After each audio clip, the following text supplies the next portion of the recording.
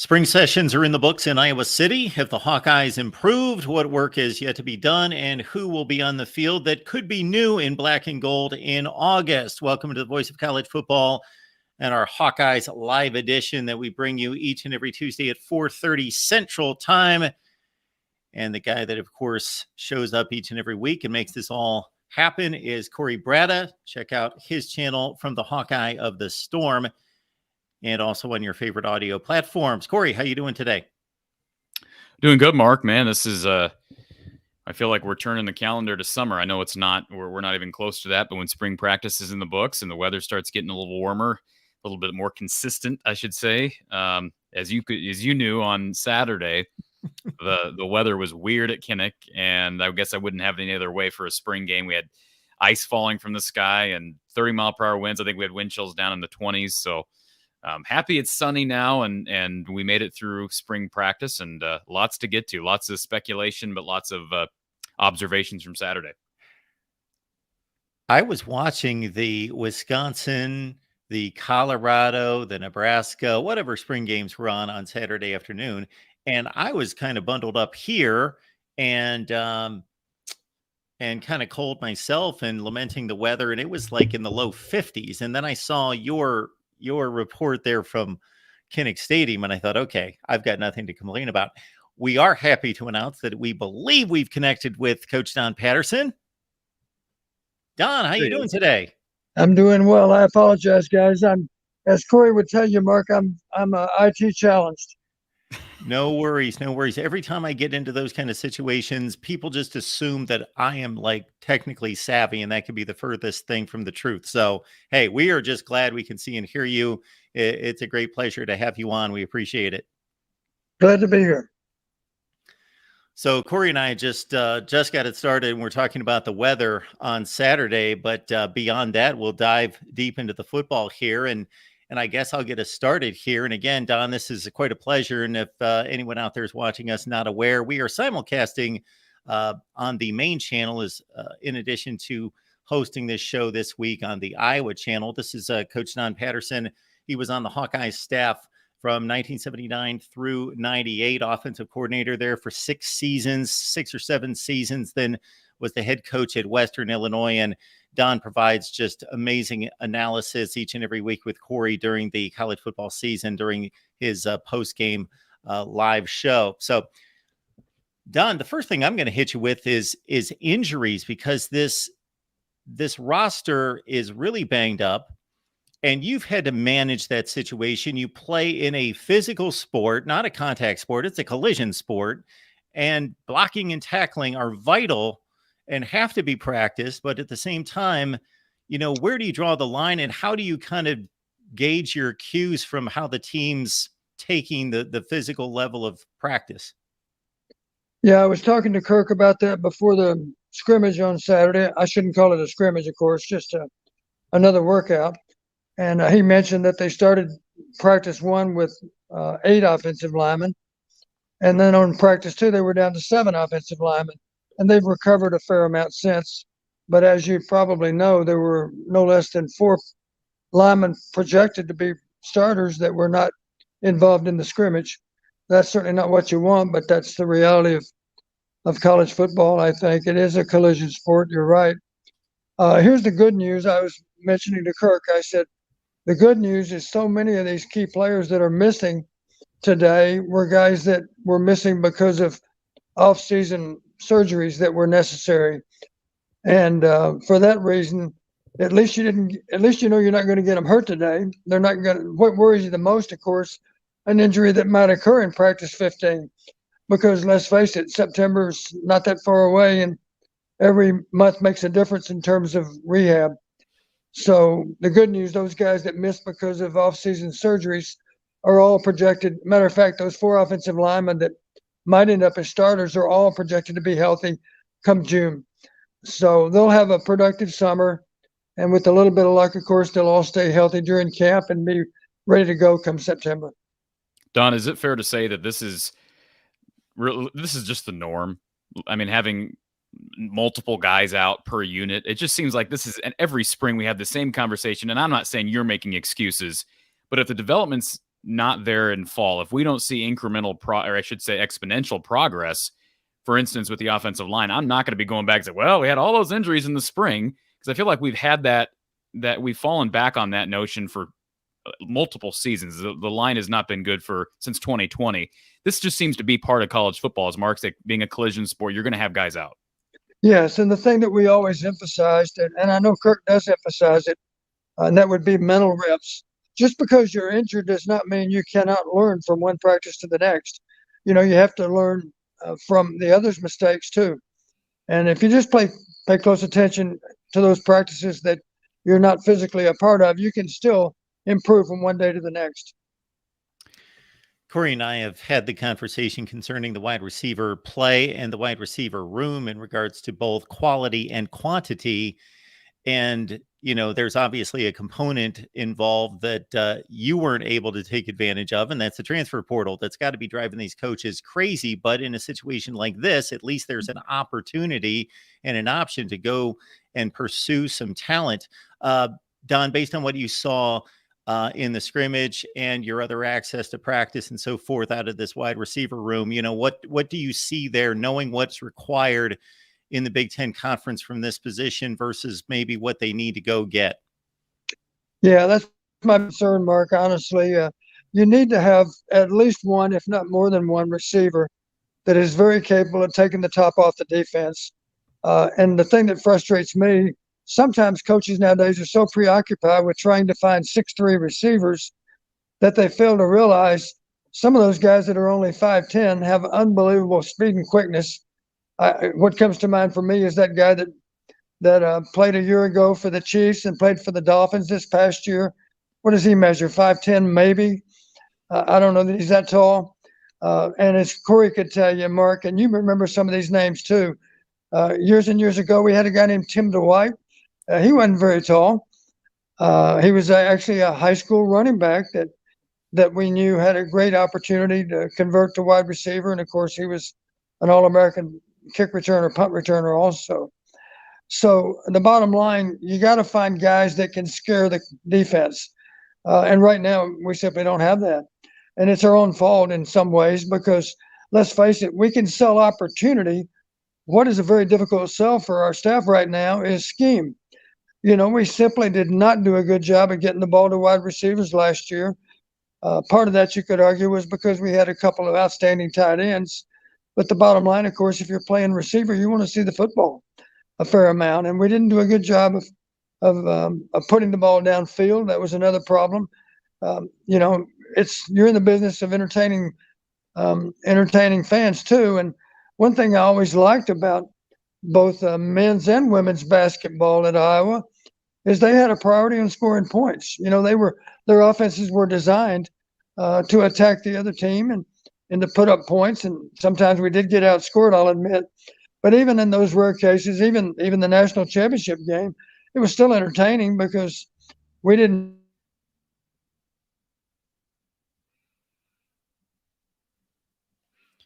Hopefully Don's feed will reconnect here. But Corey and I can continue the conversation, and hopefully Don is able to come back through and get that cleared up. That was a sharp cut, Mark. It was just like, yes, StreamYard wanted the sentence to be over. Sometimes it does that to us.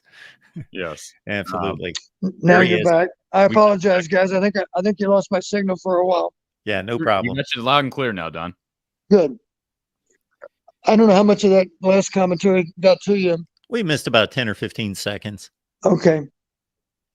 Yeah, I just wanted to ask you, Don, you brought up playmakers and explosion, and I think you mentioned some sort of an obligation to the fans, and this is in the entertainment industry. There was an interesting question. I don't want to get away from football talk, but part of our discussion in my post-spring practice wrap-up show on Saturday on my channel, it turned into people wanting to talk about the Brian Ferentz press conference from earlier in the week.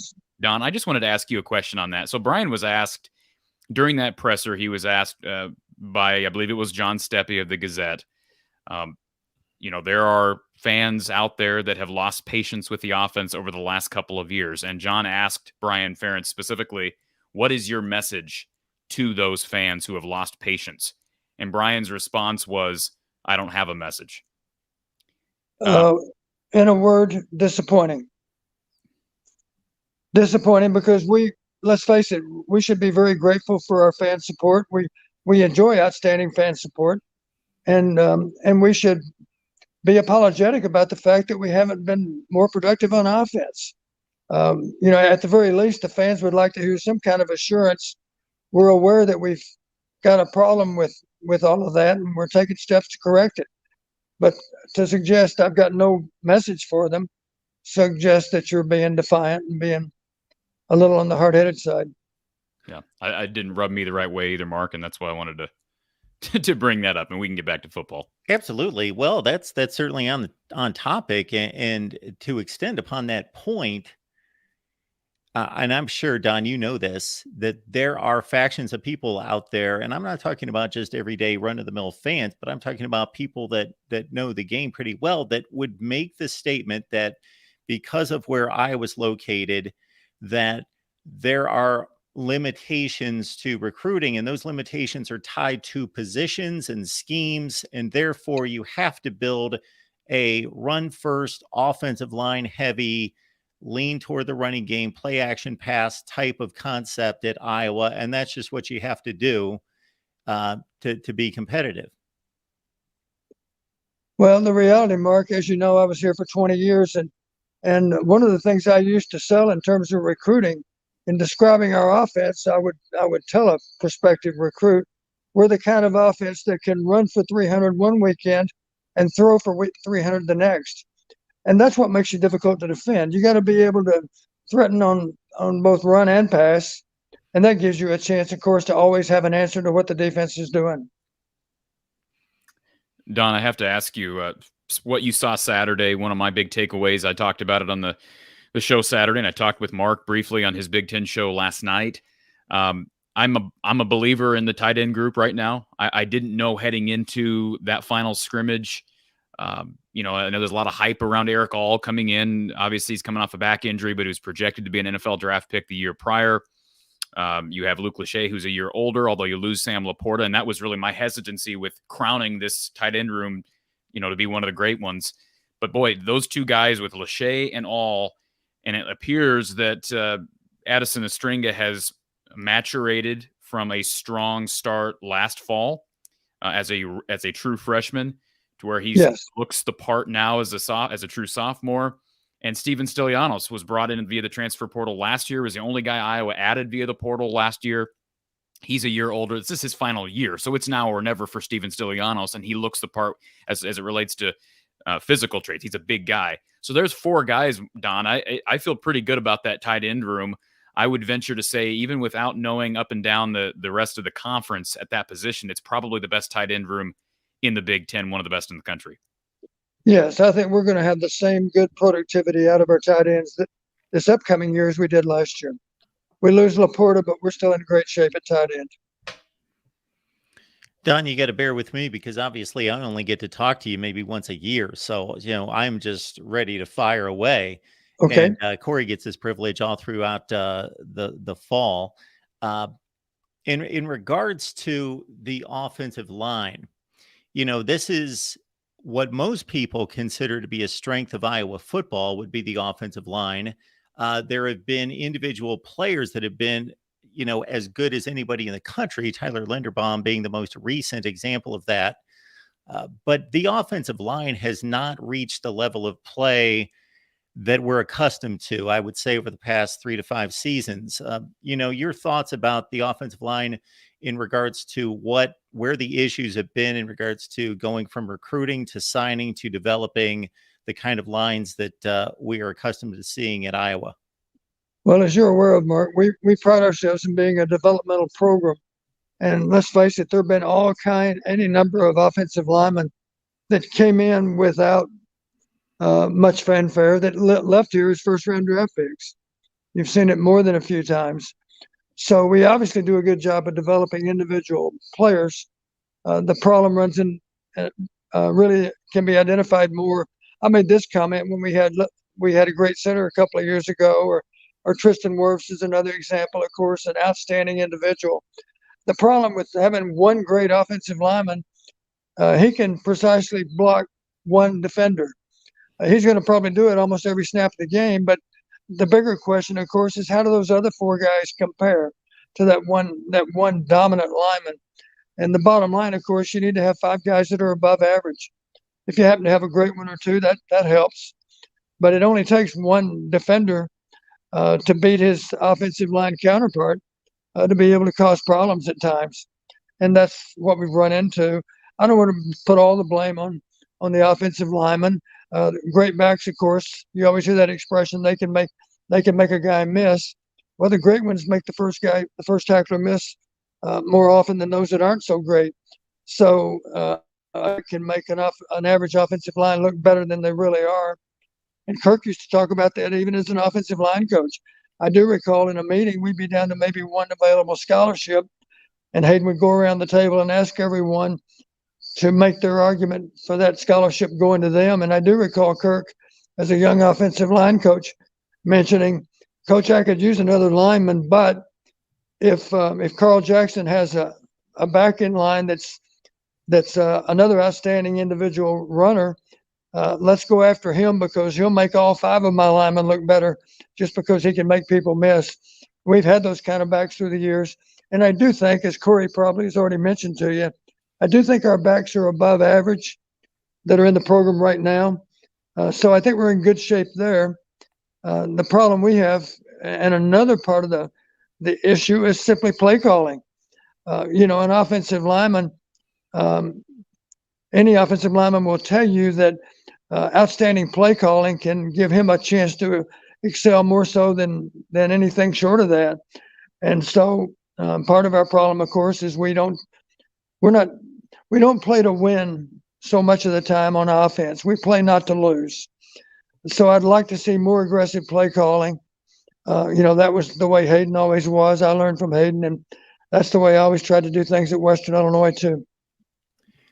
Don, Corey and I would have this conversation on a weekly basis throughout last off season after this team won a Western Division championship, but produced an offense that was 123rd in the nation.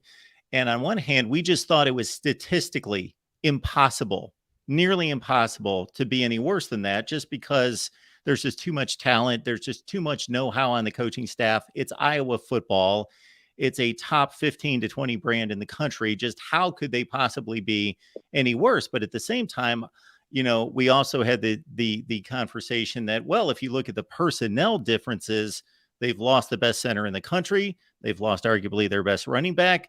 They lost by far what turned out to be their best wide receiver. Maybe they'll be worse, like from a personnel standpoint. And then it turned out to be just about that. So to kind of take another simplistic look at from year to year production on the offensive side of the ball, and if they have any real hopes of getting better, I simply serve up Cade McNamara. This is a guy that comes in as a transfer quarterback who has, accomplishments under his belt, has obviously shown that he can lead an offense in big games and produce points, even though he's not a dynamic, game-changing kind of quarterback. He certainly seems to fit this offense like a glove, and you would think that he comes in ready-made as a leader, as a guy that's going to make the right decisions, that's just automatically, if nothing else gets in the way, can make this offense substantially better by himself. Yes, I think so. And that's not to beat up on Spencer, but Cade has played in a lot of big games and played winning football in a lot of big games too. He does possess outstanding leadership ability. I don't think there's any question. It would be hard to imagine that we're not going to be better on offense, if only because of an upgraded quarterback. That's such a key position. And I think Cade McNamara has a little bit of a burr under his saddle, as Hayden would say. He's determined to demonstrate to Michigan, I think, that maybe he's a little better than what they give him credit for. Don, I'm curious your take on the offensive line as it relates to the interior of that line. Logan Jones, second year. I mean, Mark alluded to the fact that we're just 2 years removed from one of the best centers that has ever played here in Tyler Linderbaum, and Logan Jones struggled. We saw his backup on Saturday struggle. with exchanges. Jeremy Chaplin did not have a good day on Saturday. I think that's fair to say. Fumbled a couple of exchanges in limited work. And I would put part of the blame on Joey Labus also. Okay. You know, you've always heard me say, Corey, if the ball goes on the ground and a center quarterback exchange, then don't blame one, blame both. You need to have the mindset, let's get our heads together. Let's figure out what we can both do better to never, ever have another one of those. And it looks to me like Joey, I think the center, he's really a pretty short guy, I think, that backup center. And he really carries his butt low to the ground. And Labus, of course, is fairly tall. And he was struggling to get down there in a position to be able to ride that center when he snapped the ball and charged forward. And so the ball came up short a couple of times. I give Labus some of that blame too. Of course, you got to solve it as a pair of players, not as one. But you're going to get Rusty Feth in there, whether he ends up playing center or guard. He'll probably play guard. So how confident are you with Logan at center? What did you see from Logan Saturday? I know we haven't seen Rusty Feth yet, but he's got a lot of experience, albeit at the group of 5 level. And then whoever, I mean, I guess take your pick of who the other guard would be, whether it's Jennings Dunker, Tyler Ellsbury, Bo Stevens. Just your thoughts on the interior, because that's been a spot of weakness ever since Tyler left. I do recall even years ago, a young Kirk Ferentz, in talking about offensive line, he made a comment one time. He said, you know, everybody wants an outstanding 2 deep, but he said the reality, even for the best programs in college football, you're going to be fortunate if you always can find 8 offensive linemen that can play championship football. You know, it's unrealistic that you can have 5 backups that can all play winning ball. So what you're hoping to have, of course, is a backup center that can play winning football, a swing guard. One of those top 3 guards has to be able to play both left and right. And then, of course, you're hoping that 2 out of 3 are always healthy so that you can always have those as starters. And then the same thing at tackle. You have to have one tackle that can play both left and right. That may sound easy to people, but some people simply struggle with that. You know, you're a right-handed player on one side of the formation and a left-handed player on the other side. So it is an acquired skill. Any conscientious player, I think, over time can learn how to flip from one side to the other, but it's not something that comes really naturally. And obviously the assignments require a little bit of mental gymnastics too, to recognize whether you're lined up at left guard or right guard. That there's a mental process there too, of course. If you're switching over during the same game, of course, you might end up playing both spots. So I don't know that we can get to 8 proven offensive linemen. That's got to be our goal, because that's a goal that we should always have. And the reason I bring that up is because I personally have more confidence. I know that they're dealing with injuries, but more confidence in the guys on the outside. Although we've not seen DeJean Parker at the D1 level, Right. We have confidence in his athleticism, and maybe, you know, you brought up his feet when you watched him on tape, but we haven't seen him out there yet. And I've got confidence in Mason Richmond. I would hope that by year 3, Mason becomes a good, not just average left tackle, but a good left tackle. I mean, this is his 3rd year starting, so you can't play the young card with these guys anymore up front. And so I think my biggest question marks are in the interior. And again, a lot of bodies. I know you said that they had some injuries, Don, but let's be honest, there were a lot of guys who played last year that played Saturday. I mean, I just named Bo Stevens, Tyler Ellsbury, Jennings Dunker, Logan Jones. I mean, you go down the list. There are a number of guys.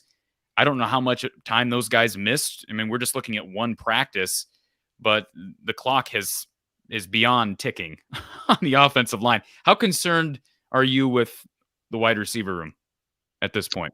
I'm very concerned. Okay. I'm very concerned. I did have a chance to visit with Nico during the practice. He was on the sideline. We had an interesting talk, and it was easy for me to brag on him, Corey, and you can go back, and Mark might even be aware. I went back to the Nebraska game. I said, Corey, listen to me. I said, Nico, you're one of the few players that I thought really, really, showed up at the right time for us to be able to get back in the game. And you might recall how inspired he was. He was healthy again. I think there were a few weeks there where he was less than 100%, but he played an outstanding game against Nebraska. You probably remember that, Corey. And we still lost the game, but 2 players in particular came to mind for me, and that was Lachey at tight end and Ragaini at wide receiver. both those guys did a good job after the catch. I don't know what his stats were for the day. He probably had maybe 75 yards receiving, any number of which were key catches that went for extra yardage because he was fighting to get on down the field.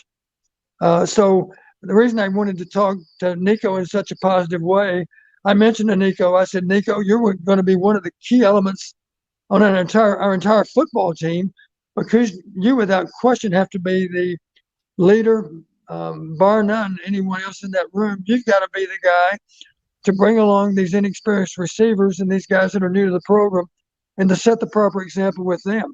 You've got a huge leadership opportunity, and we're going to need you to rise to that challenge, and I'm sure he will.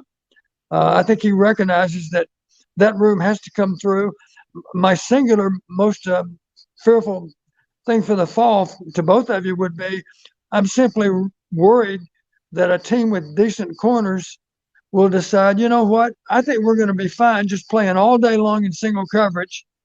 And it doesn't have to be all man free. You know, that's one way to play. But of course, you can just play with 3 deep zone coverage too, and cheat those flat defenders toward the ball on both sides of the formation. And you can obviously outnumber the blockers with how many tacklers you might have near the football.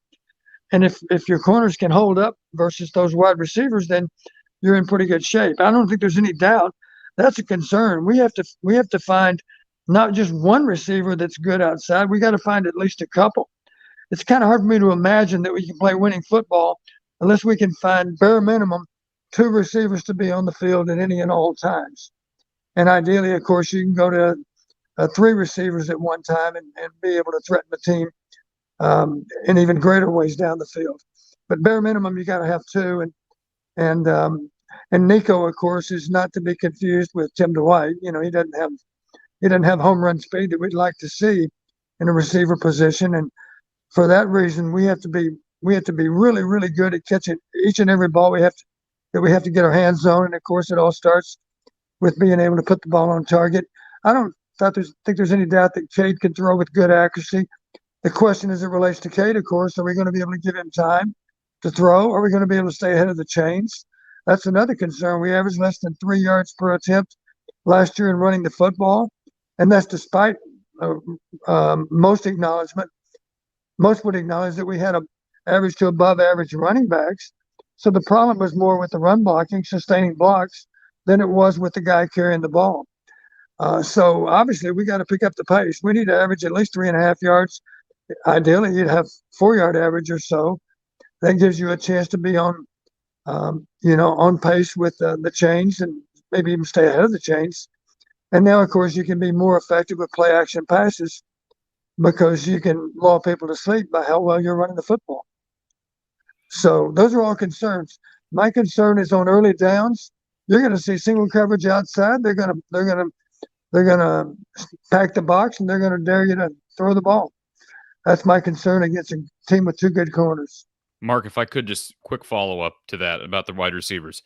I don't know, as I'm sitting in the stands, you were on the field Saturday, Don, but as I'm in the stands getting footage and just trying to digest as much as possible in a short period, I don't know, man. I was just sitting there thinking, you got 1 scholarship guy out there. 1. Right. I mean, I understand there are 3 guys who are out. Nico, I think mainly precautionary. Sounds like Bostic is on his way back.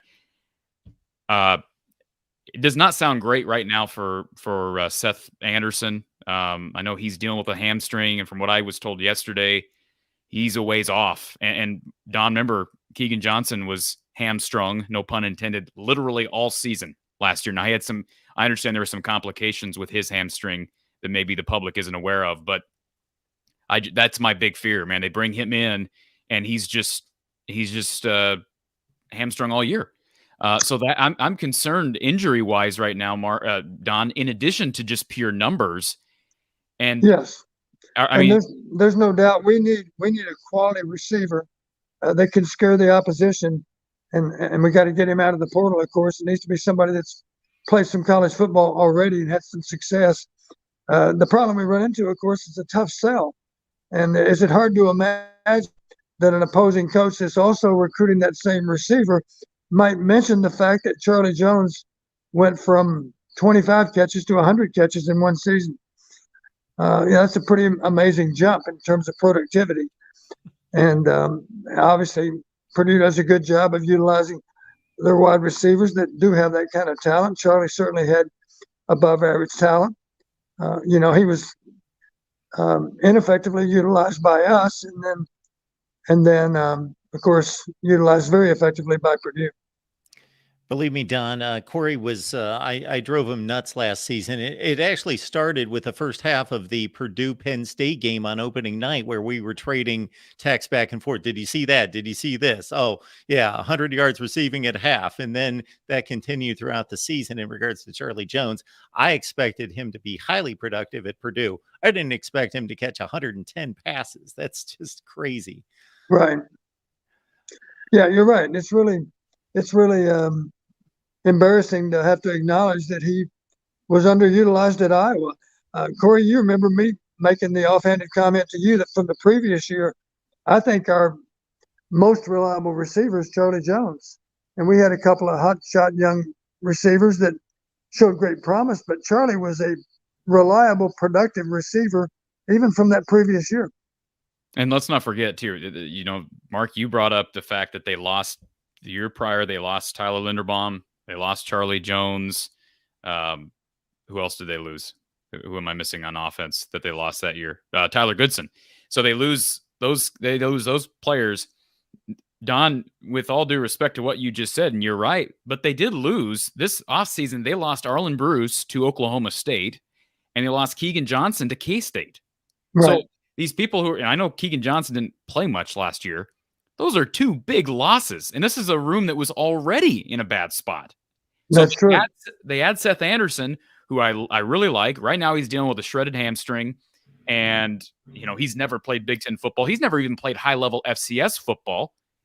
Right. He played at Charleston Southern. Don, you're one of the kings or princes of FCS football. Charleston Southern is not a power program. They're not to be confused with South Dakota State, no. No. Or Western Illinois in your heyday. So you're right. I'm just acknowledging that. I like Seth. I like he's got great blood, obviously football blood, and I hope he gets back. But they need to go to the portal, Don. And AJ Henning's a guy who's out there right now. I know Hawkeye fans are kind of buzzing about him. He's the guy from Michigan that entered yesterday.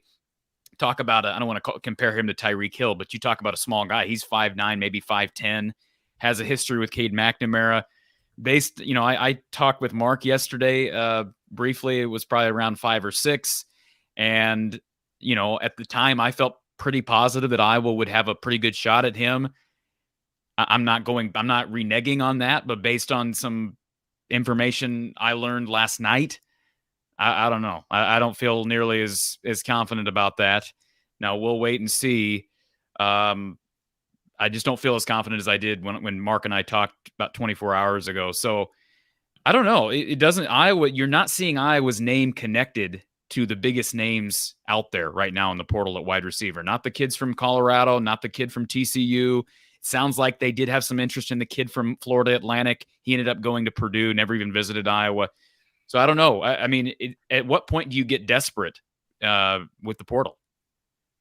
Well, I think we're probably there even now. It makes complete sense, of course, for Erick All to consider Iowa, because Iowa, of course, as you know, has a legitimate claim to be in tight end U. That makes complete sense. And of course, his old roomie is taking snaps here now. So that makes complete sense. I do think that Erick All is going to be an outstanding addition to us. I think he's going to be a wonderful player for us. Yeah. But the tougher assignment, of course, is to be able to recruit a receiver that can break the game open, because we've proven that we don't really utilize them very effectively. And we have to live with that. We can still sell opportunity. It's an opportunity for a guy. And obviously it wouldn't be that hard for an accomplished receiver to be able to see him in our starting lineup as a wide receiver. And those are the guys we have to go after. And if it ends up being some kind of NFL and NIL incentive, then I guess that's okay too. We just need to get them here one way or the other. And you answered You answered part of my question there, Don, because I would think while Iowa has its obvious issues that you would think attracting those kind of talents at wide receiver because of the style of play and because of what's happened in the past in regards to underutilizing those guys, that they should, in trying to attract and lure those kind of players, capitalize on the argument that, this is a this is a high football brand, and you have the opportunity, speaking to a prospective wide receiver, you've got the opportunity to be the number one guy, the number two guy, the number three, to be, integral in this offense. And now we have just signed a championship level quarterback who will know how to get you the ball. And so we are doing good things in that area, and there's opportunity there. Absolutely. You're right. You're exactly right. How many championship level football programs have easy access to being not just a starter, but maybe being a difference maker for the entire offense? You have that opportunity at Iowa.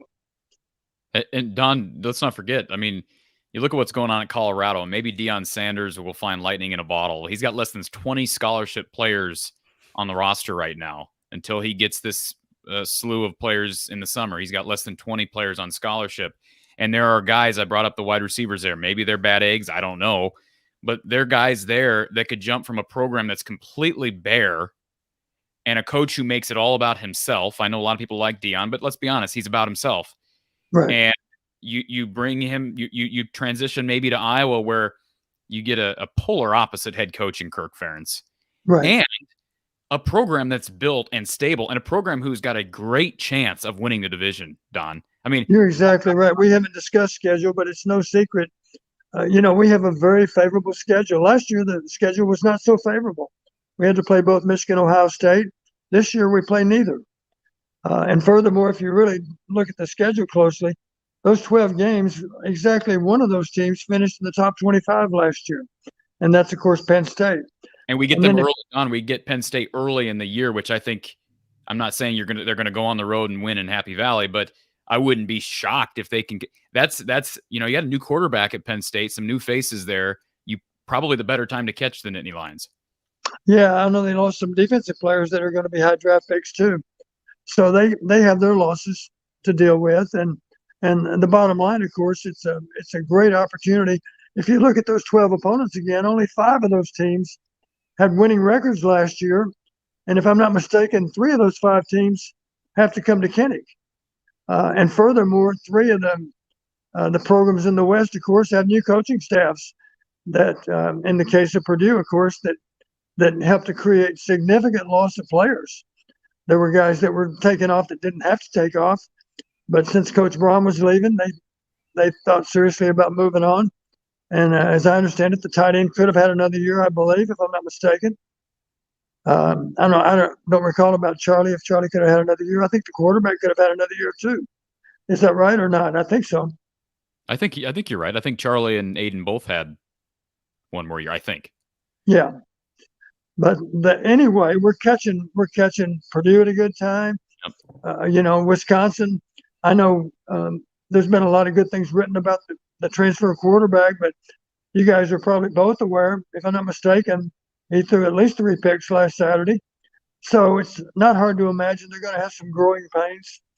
If they're going to be something other than a traditional Wisconsin offense, obviously.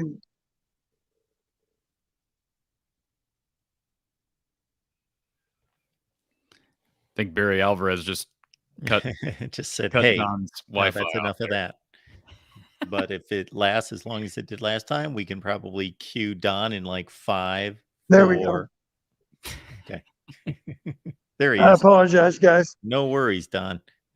You're right about Wisconsin, Don. Mordecai did not look good Saturday. Maybe it was just a bad day. I go back to Graham Mertz's debut, and he looks like Joe Montana, and his whole career, I just shouldn't say it's been a disaster. He's going to have a chance down in Florida, it sounds like. But you can't always, we read too far into one practice. You know that better than anybody, Don.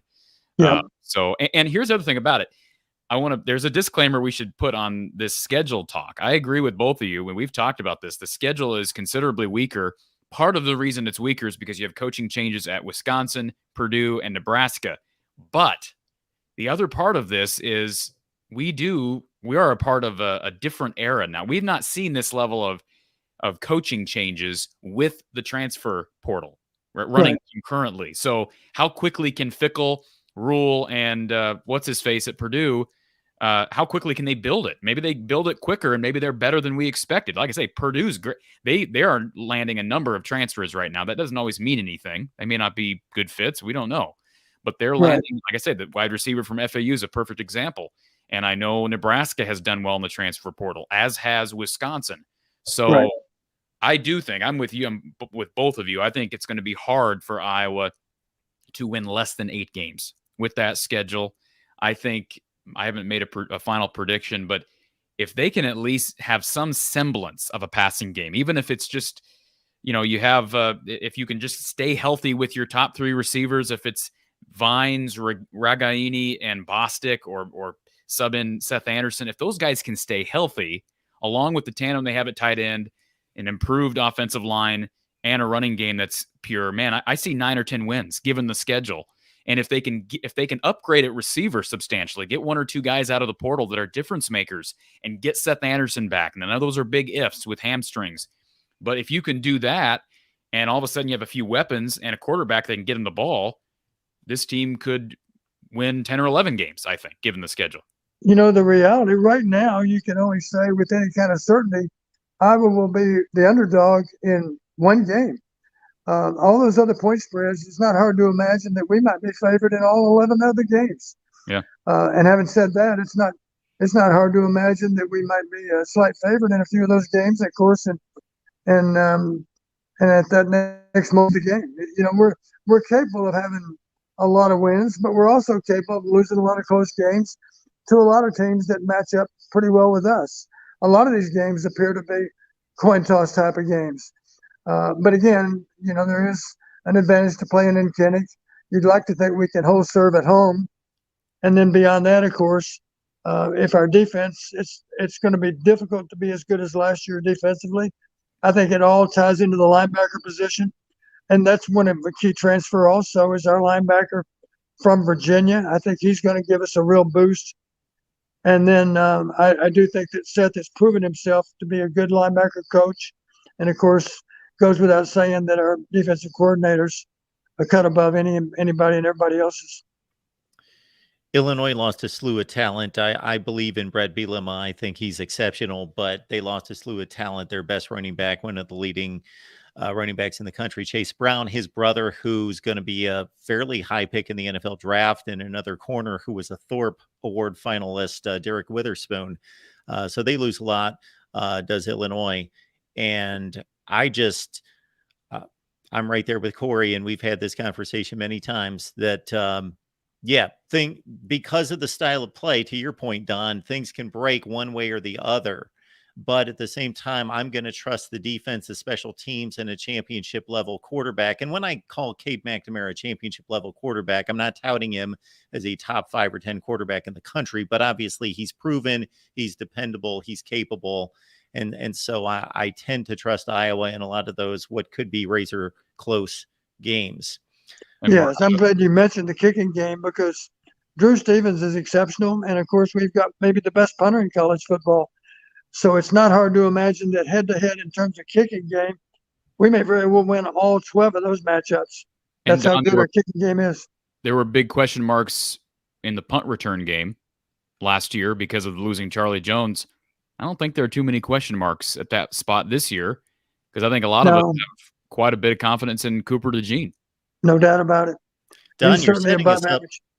I'm sorry, Don. You're setting us up for a situation where we're going to close out the season. Iowa's going to be 11-1 with like the 103rd ranked offense in the country, and Corey and I are going to be complaining, and people are going to be like, "Why are you guys complaining about the offense? We're 11-1."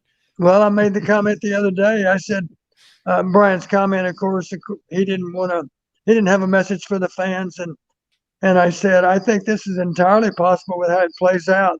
We will once again be very, very frustrating to watch offensively, and yet we will win a lot of football games. And thank God you don't require style points because we wouldn't earn any. But we certainly have mastered the art in winning ugly. And I think the tradition says we'll do it all over again this year.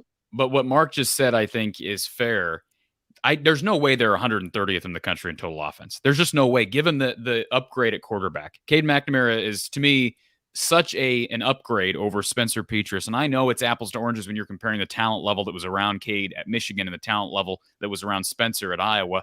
But, man, I think just that quarterback change, we've talked about that, has to give you maybe a 20 to 30 spot boost in total offensive rankings. Don't you think? Absolutely. Cade is not he's not J.J. McCarthy, I guess, but he certainly can extend plays far better than Spencer Petras. And he's going to have a chance to do that, of course, because that's what a good quarterback does. I don't think he's going to have too many designed running plays, but he's simply more elusive in the pocket, and he throws with more accuracy, and he's got outstanding leadership ability. So I don't think there's any doubt we're going to get better play out of our quarterback position than what we've had. And Mark, if I could just, I know we haven't spent as much time talking about the defense, but Don, it seems like the strength of the defense is going to be the defensive line. They lose probably a first rounder in Lucas Van Ness. We're going to find out here in a few days. But man, you return Y.A. Black, who didn't play Saturday. Obviously, he's a big guy. Had a really good fall camp last year. You hope he can have a strong fall this August. You get Logan Lee back, who's, if Kirk called him a dad of three with a station wagon last media day, then what is he now? An elderly guy? No offense, Don. So, I mean, they're going to have lots of people all on that defensive line, lots of bodies, right? I was waiting for you to mention Aaron Graves too. Oh, well, believe me, I'm getting Aaron Graves. But Joe Evans, Noah Shannon, Ethan Hurkett's going to play. Max Llewellyn's proven he can play. Deontay Craig. A lot of people are high on Deontay Craig. You got Ontario Thompson, who transferred in from Iowa Western. Sounds like he had a really strong spring. And then, Aaron Graves, man, that's a lot of talent. I can't imagine what they would do if they had Van Ness, but how good can the defensive line be? Well, it's easy for me to project that they're going to be better than maybe they've ever been. I think that's how strong the front is. And like you said, it doesn't really matter who's in there. You can really rotate as many as 8 guys or maybe more, at least 8 throughout the game. And the beauty of that, of course, is you can keep defensive linemen fresh, and maybe the most that anybody plays is 40 snaps. And in the meantime, of course, that poor old offensive tackle is having to play 65 or 70 snaps. That's a huge advantage for the defense when you're able to play fresher players. Don, this is a better placed question like one question ago, but you guys kind of changed topics on me. But I want to just hit this one more time, and maybe it's beating a dead horse, and Corey and I do it all the time, but it's for a guy that covers college football and talks to a lot of different teams and watches as much as I possibly can every weekend, I am just mesmerized by this Iowa situation when it comes to the aberration that they are, because of the dominance of the defense and the special teams bailing them out. I kind of scratch my head as to when was the last time the offense won a game, let alone didn't get in the way just of the offense or the defense and the special teams. And I think to that Iowa State game 3 or 4 years ago, 44-41 in Ames, I believe, would be the last time that I would look at a game and say, okay, the Iowa offense won that game. Since then, it's just been, that opener against South Dakota State last year. That is just, 7-3 without a touchdown. The 2 safeties by the defense. The field goal drive was 5 yards. Just you don't see this anywhere else in college football. It's just astounding how they can be carried by an elite offense or defense and special teams week after week and year after year. It's just, I don't even know what question I'm asking. It's just astounding and I know you're a statistical guy and I am as well. Yeah. Just to see what the aberration of this team is from week to week, year to year from that standpoint. Yeah, I don't have the numbers in front of me, but I've done the numbers over the last 6-7 years. If you can score a defensive touchdown or a kicking game touchdown, I don't remember the exact percentage, but I think it's around 80%, as I recall. You win 80% of the games. Maybe it's not quite that high. Certainly in mid-70s. You win 3/4 of the time if you score a defensive or kicking game touchdown. And of course, in our cases, How many times last year, Corey, you probably know the answer, there were at least 3 games, maybe 4, in which the defense actually outscored the offense. Isn't that true? Yeah. That's almost unheard of. I don't know if that's ever happened before. Mark, you brought up South Dakota State. They also had a 9-6 game against Illinois in which they lost. Rutgers 2 defensive touchdowns, outscored the offense. Yeah. You know, when I had Steve Dace on here, I went through the entire schedule and outlined how ridiculous each game was. The Iowa State game, what they scored. They scored 1 touchdown, right? They lost 10-7, and that was an interception brought inside like the 20-yard line. No, it was a blocked punt. Or a blocked punt. Recovered inside the 20, and they ran 2 run plays for a touchdown. Yeah, you're right. And let's not forget the bowl game, of course. Defense 14, offense 7. Exactly. It's. I'm sorry. I've never seen anything like it. I haven't either. I do recall too, Mark. You know, in the offseason, I have time to do some of this stuff. I was curious. I went back and looked at all of our touchdown drives. I'm talking about drives in which the offense put the ball in the end zone. I'm not talking about punt returns or interception returns, things like that. And over the entire season, I don't remember the exact numbers. I believe it was 37 touchdowns for the offense, which sounds like a lot, but wait a minute. Is it that many, Corey? I don't know that it's that many. They scored 37 touchdowns. Yeah, maybe not. But I do remember this vividly because I broke it down this way. I was simply asking, how long were these touchdown drives? Because I knew any number of them were less than 50 yards. The truth was, one of those touchdown drives was exactly 50 yards, and the rest of those touchdown drives were equally divided among those less than 50 and those more than 50. And then when you got up around 80-yard drives, of course, they hardly happened. So the point is, if you're playing against Iowa, just try to continually give them a long field because they're not going to drive the field.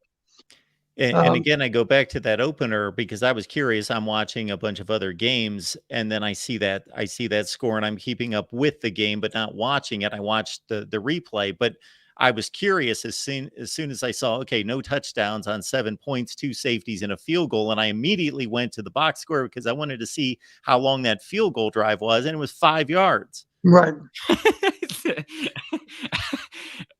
I'm sorry. I don't mean to make light of it, but it does bring me somewhat of a morbid joy to talk about. Yeah. Because let me comment about Drew Stevens for a second too, Corey. You're not aware of this either. I was down on the bench, and that was an unusual opportunity. And one of the guys that I know a little bit was Drew Stevens. And so as I was talking to Drew Saturday, I said, Drew, I don't know if you meet a lot of people. I don't know if you remember me. I'm one of the old coaches that coached with Coach Fry. And he said, Coach Patterson, I remember you. And I said, well, I'm glad you do. And I just want to congratulate you, Drew, on the year that you had as a freshman. I said, I told you last fall, I said, I don't know much about place kicking, but I do know this. I always reminded my kicker, those PATs need to be right down the middle. That old adage about splitting the uprights, take that to heart. If your PATs are not down the middle, you should be examining why not. Because if it's barely inside the uprights, from 40 yards out or 50 yards out, of course, it's going to be missed. And I said, you took that to heart because your PATs were down the middle. And for that matter, the vast majority of your field goals were down the middle. And he thanked me for that. And I said, one last thing, Drew, I want to be sure you understand this. Even at the time, I found myself saying, if Drew Stevens had that last field goal opportunity versus Iowa State, I realized you hadn't been on the field all day kicking, but if they had given you that last field goal opportunity, you would have put that game in overtime. That's how I honestly feel as an old coach. And he said, Coach, I appreciate that so much because it just only boosts my confidence. And I said, well, your confidence doesn't need to be boosted because you kicked all year and missed 2 field goals. And Corey, what were the exact numbers? I can't remember. 24 for 24 on PATs, I think, and 16 for 18 maybe. Some of which were over 50. So he's got good distance in terms of in field goal range, and of course he's very accurate. One more question from me, Mark, and then I'm good. Don, if it sounds like cornerback and wide receiver are the 2 positions that Iowa's actively pursuing in the transfer portal. Right. or I should say defensive back. I don't know that it's at corner, but my guess is it probably is. They lose Riley Moss. TJ Hall is back. I don't know that AJ Lawson has developed like they thought he would when he got here 3 years ago. I'm not saying he's leaving. Would not be shocked if he does. This is a fair question from Erica. Do you think there's somebody that could be transitioned over to wide receiver? The only candidates I would say, based on what I saw Saturday, Don, would be Terrell Washington Jr., who is a true freshman coming from Texas. He was a late add in the early period. Yep. And he did enroll early. He was the one freshman to enroll early. Looked pretty good in the backfield, but there have been some comparisons to like a Tyrone Tracy. But it did not appear that Iowa's been working him at receiver. The only other guy I would bring up would be AJ Lawson. If AJ Lawson decides to stay, he's been in the program now 3 years. He hasn't sniffed the depth chart. I don't know how good of a pass catcher he is. I know he played a lot of wide receiver in high school, as a lot of these recruits do. Right. He's 6'1". He's got a decent frame, but boy, just pure lack of numbers. I can understand where Eric is coming from. Is there anybody you can think of, or is it even feasible to think, hey, it's post spring, we need somebody in the portal, but we should also look at moving somebody from one position to another? Well, I don't think they're prepared to move him right now, but TJ Hall was a very good high school receiver. His dad was an exceptional college receiver as well. But I think with all the guys that are on campus now that did not play last week, I'm talking about your transfer from Coastal Carolina. Is that where he's from? No, I'm sorry. Charleston Southern. Yeah, Charleston Southern. Coastal Carolina is now FBS, aren't they? Yeah. They've moved even, yeah. But, he's got really good potential, I think. And TJ could do it, but I don't think they want to move him because, the thing that I'm sure they're very well aware of, having one good corner is not nearly good enough. You got to have two. Because if you got one, of course, then they're going to throw against the other corner. We saw that in the Nebraska game. Cooper DeJean goes down. They're not going to throw the ball over on number 33 side. They're going to throw the ball against those young corners on the other side and took advantage of us. So you got to have two good corners. And, of course, with injury possibilities involving those two, you better have a third corner. As a bare minimum, you better have three that can play championship football because you're going to need a third one, I'm sure, as the year plays out. It's hard to imagine that two corners can handle all the snaps. If they get a strong defensive back, but they swing and miss on their top targets at wide receiver, whoever those top targets are now. Like I said, I don't know who they're connected to at present. But if they swing and miss and they land a big-time defensive back, or they just have a lot of confidence in TJ Hall, Brendan Diaz-Fernandez, Deshaun Lee seemed to have come on during bowl prep. It sounds like he had a nice spring as well. If they have a lot of confidence in those guys, could you look at potential? I know some people laugh at this idea. I don't think it's as laughable as some fans think. Could you look at moving Cooper DeJean over to wide receiver? The only hesitation I have is we're going to ask him to return punts for sure. I don't think we should put him back on kickoffs because kickoffs nowadays don't get returned anyway. So he's not going to get beat up on kickoffs, but he certainly might get beaten up on punt returns. There's always the possibility, of course, of let's face it, if you really want to injure a guy, then go down and clean his clock on a punt and accept your 15-yard penalty. Nowadays, of course, you might get tossed for targeting, but you know what I'm saying? You could hit a punt returner before the ball arrived. And in the case of a guy like Cooper DeJean, you might argue that that's a good idea because you might be eliminating their starting corner as well. I don't want to give anybody any ideas about what to do to Cooper. But to ask him to also play offense, I think you're asking him to do too much at that point. I'm also asking, Don, if you're comfortable taking him off the field, say you take him off the field for 10 extra snaps a game and play him 10 extra snaps on offense. So he's not playing any more than he would. He's just in a different spot. And then you're comfortable with whoever's behind him, whether that be Hall or Deshaun Lee or Jamison Hines or one of those guys. Is that? Yeah, I think especially if the other team maybe doesn't have a prolific passing game, you might be more comfortable doing that. And of course, there are ways to protect a lesser corner anyway. Here's a radical thought. Why don't you just consider rolling up to that side of the field and taking him out of deep coverage? There are ways, assuming you have a really good corner on the other side. That was my frustration last year when Cooper got injured. Let Riley Moss be one-on-one, but don't allow those freshmen to play one-on-one, especially against a guy like Palmer, who was such a good receiver. He's a 1,000-yard receiver, and he's matched up against our freshman. That's not a good idea. And I would hope that Phil Parker would recognize I got to be more proactive, because you got to give that old UMass coach that was the offensive coordinator at Nebraska, Whipple, you got to give him credit. As soon as Cooper went out, they attacked the replacement corners, and that was the difference in the game. Could Hayden Large be? I know I keep asking more questions, Mark. I promise, this is my You're good. Final question. Very unique situation with a 6'5" fullback, converted tight end over to fullback. It looks like Hayden Large is your starter at fullback. We've already talked about the 4 guys that appear to be in line to contribute at tight end. It's hard to get all 4 guys on the field. Basically impossible to get them all on the field at the same time. But just your thoughts on Hayden Large at fullback. Have you seen a fullback that big, that tall? And talk about pros and cons of a guy with height playing that position. Well, I would say you've heard that expression, low man wins. Fullback versus linebacker. You'd like to think that your fullback's going to be underneath the pads of a linebacker. That's a problem for Hayden, because he is such a tall guy. But I was impressed with him. And here's one thing you can consider. I think you've heard me say this over the past few years, Corey. It's kind of unusual for people to think about doing it. But if you really want to mess with the other team's defensive signal caller, go ahead and show up with personnel that end up lining up in a variety of formations. In other words, you can have Hayden Large on the field, and you might project, okay, he's on the field now, so that means it's going to be a 2-back offense, a pro formation, if you will, because at that point you would call him a fullback, and you would identify that as 21 personnel, 2 backs, 1 tight end.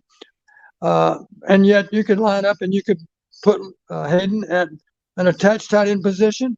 And if Erick All happened to be the true tight end that's on the field, you could put him off in a slot position even, because he's certainly capable of doing what Sam did a year ago, either as a slot receiver or even as an outside receiver.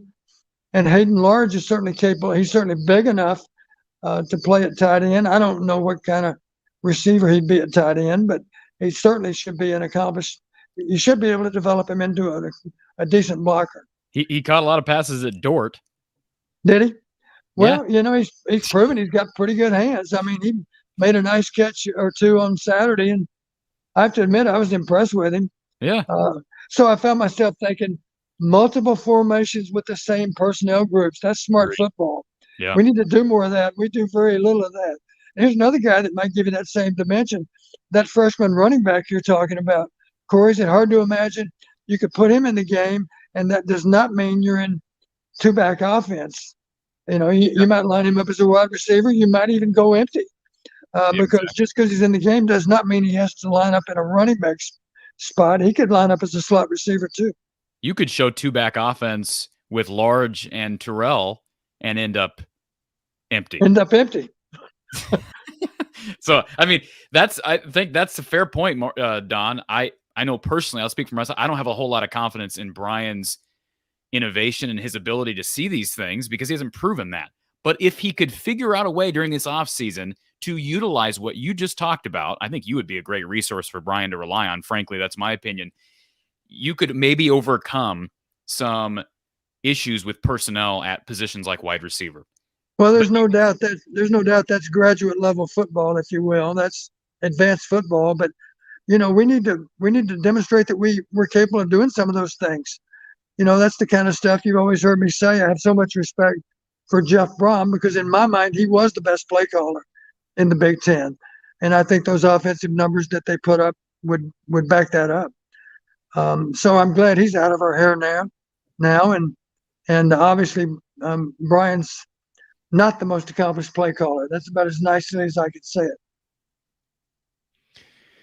We have a total on the offensive scoring by the Iowa offense and defense for 2022. Offense, 19 touchdowns, defense, 6. And that obviously doesn't count the defense setting up the offense inside the 10 or the 20 or the red zone. So those are just simply scored by the offense versus the defense. 19 touchdowns total. Yes. Well, I guess it must have been 9 touchdowns, less than 50 yards, one that was a 50-yard drive, and then 9 that were more than 50.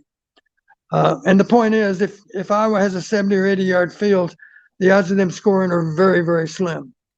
That's based on last season.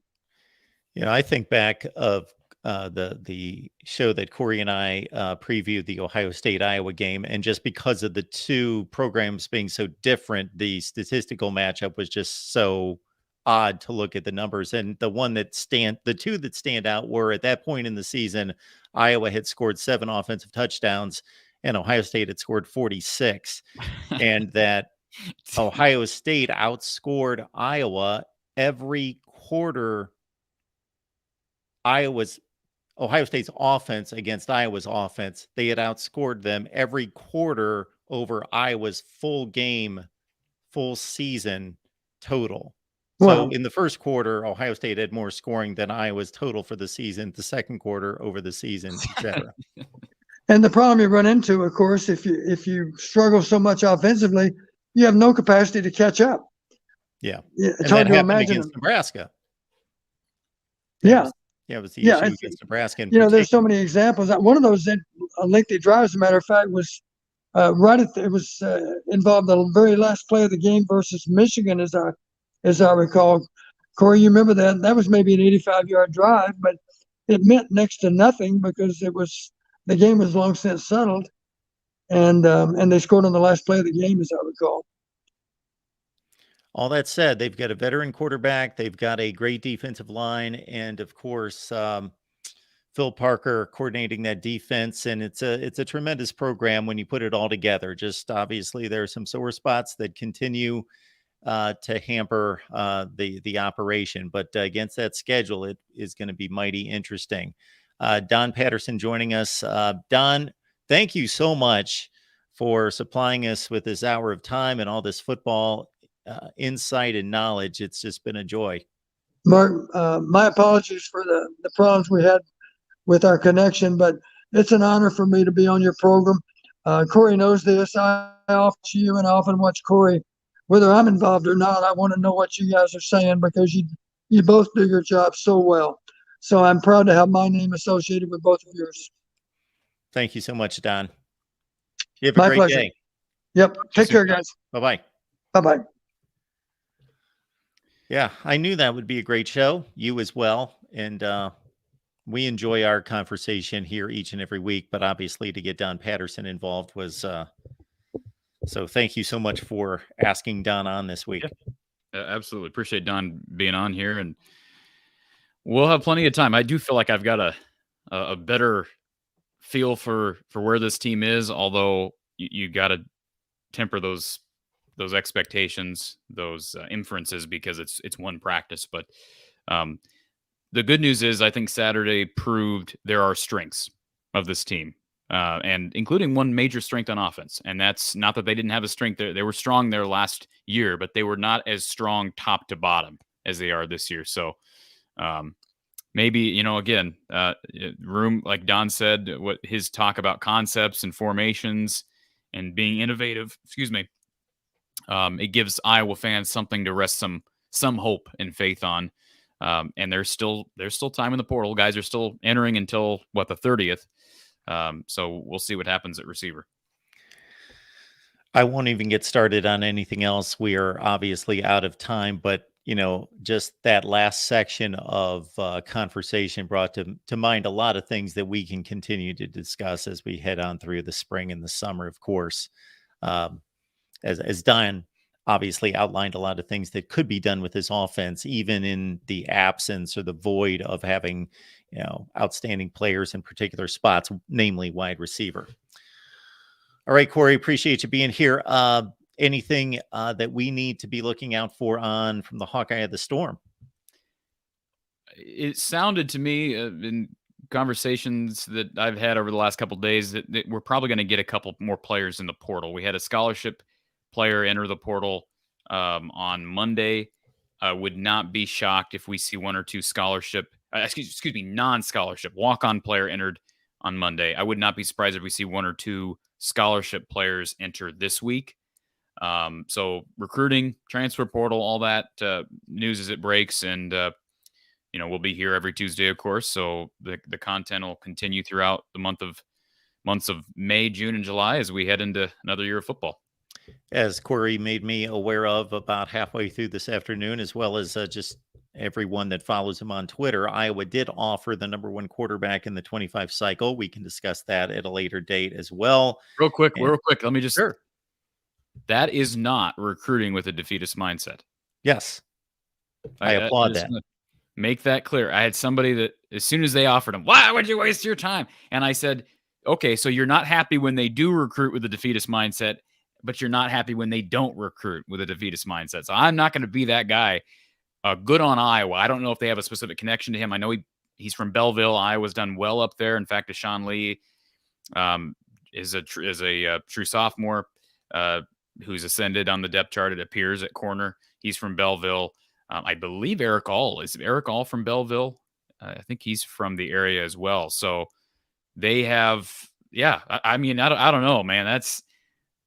When I saw that, I about fell over. But I'm not into that level of recruit.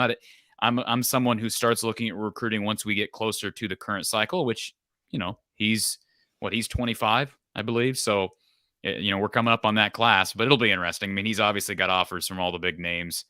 But if I was offering him, you would think that means they at least. I was not one of those, as we've talked about. They're not usually a school that just throws out offers. So it's interesting that they took the time to form some sort of a relationship with this kid and offer him. Michigan fans, I could see, are giddy there in the chat talking up the second-rated tight end in the country for 2024 has committed to Michigan just in the last few minutes. And Michigan, Georgia, and Ohio State battling right now for the number 1 class in the country. But that's, again, a long way to go. Thank you. Real quick, Eric is, Kayvon Merriweather is the other recent player from Belleville. So they've got Erick All's from Ohio, nice roots to Belleville, and you never know. But sometimes those roots are invaluable. I wanted to mention one other thing. A number of you were joining us on the main channel. Corey and I do this each and every Tuesday on the Iowa channel, 4:30 Central Time, 5:30 Eastern. So join us there for college football discussion, obviously focused on the Hawkeyes. Corey, great to see you. Appreciate you doing this as always, and we will be back together next week. Sounds good, sir. Have a good week.